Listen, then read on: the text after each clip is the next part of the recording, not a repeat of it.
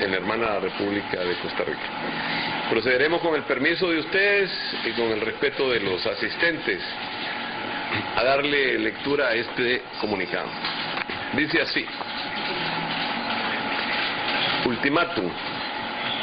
En cumplimiento de la resolución de la Organización de Estados Americanos número AG, resolución 1-37, pleca 09, del 1 de julio del 2009,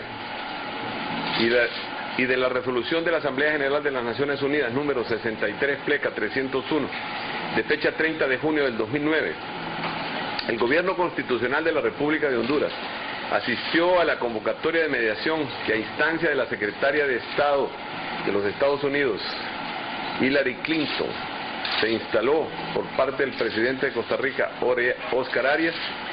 El Gobierno Constitucional de la República de Honduras manifiesta que se mantiene en la mesa de mediación bajo la premisa fundamental que a través del mediador se restituya el orden constitucional y se garantice el inmediato, seguro e incondicional retorno de su servidor, el presidente constitucional de la República, José Manuel Zelaya Rosales. Ante las dilatorias que promueve el régimen de facto, denunciamos el incremento de la represión sistemática que se ha desencadenado contra el valiente y heroico pueblo hondureño, que ha sufrido la suspensión ilegal de garantías constitucionales, persecuciones, uso de la violencia por parte del ejército y de los cuerpos de seguridad, así como el asesinato de manifestantes desarmados. El esquema bajo el cual se ha desarrollado la mediación señala que esta no debía extenderse más de 48 horas, tiempo que el mediador extendió a 72 horas. Consideramos ofensivo para el pueblo hondureño y para la comunidad internacional la pretensión del régimen golpista de dar largas a la mediación, que debe concluir con el cumplimiento inmediato de las resoluciones de la Organización de Estados Americanos y la Organización de Naciones Unidas. Mientras se ha establecido el proceso de la mediación, los miembros designados por su servidor, el presidente constitucional de la República de Honduras, han sido sujetos de represión, bloqueos telefónicos, órdenes de captura, amenazas de muerte, persecución de sus familias, cancelación e intervención de cuentas bancarias, lo que evidencia que el régimen de facto se sostiene solamente por el temor a las bayonetas y la fuerza de las armas. Asimismo, mientras el régimen de facto dilata la restitución del gobierno constitucional que me honro en presidir, hostigan y expulsan periodistas extranjeros, intervienen militarmente los medios de comunicación nacional y extranjero, allanan las viviendas de diferentes personas y diputados que han repudiado el golpe militar y han coartado el derecho de la circulación y de la libertad de expresión de los hondureños. Ante esta realidad, inocultables propósitos y acciones criminales, el Gobierno Constitucional de la República de Honduras, que me honro en presidir, hace firme y formal denuncia ante el pueblo hondureño y la comunidad internacional que el único objetivo de esta dictadura golpista que pretende consolidarse en nuestro país es utilizar la mediación de buena voluntad del presidente Óscar Arias, a quien agradecemos su gestión, como mecanismo de distracción que prolongue la agonía de esta dictadura, a quien solo le interesa un proceso electoral con el fin de realizar en condiciones de facto lo que es ilegítimo e ilegal e inaceptable. Por lo tanto, manifestamos que en virtud del incumplimiento de las resoluciones emitidas por la Organización de Estados Americanos y la Organización de Naciones Unidas en cuanto al restablecimiento del orden constitucional y el retorno incondicional de su servidor como presidente de la República, damos un ultimátum al régimen golpista para que a más tardar en la próxima reunión que se realizará esta semana en San José, Costa Rica, se cumplan los mandatos expresos de las organizaciones internacionales y de la Constitución de la República hondureña. Caso contrario, se considerará fracasada la mediación y se procederá con otras medidas. Managua, Nicaragua, 13 de julio del 2009, Gobierno Constitucional de la República de Honduras. Muchas gracias.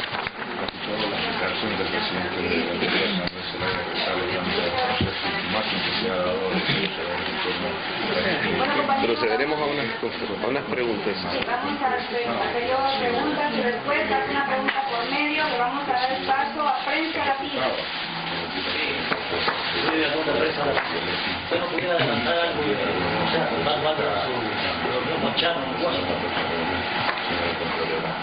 Bueno, en este caso específico creo que es el único y primero en la historia de las sociedades modernas.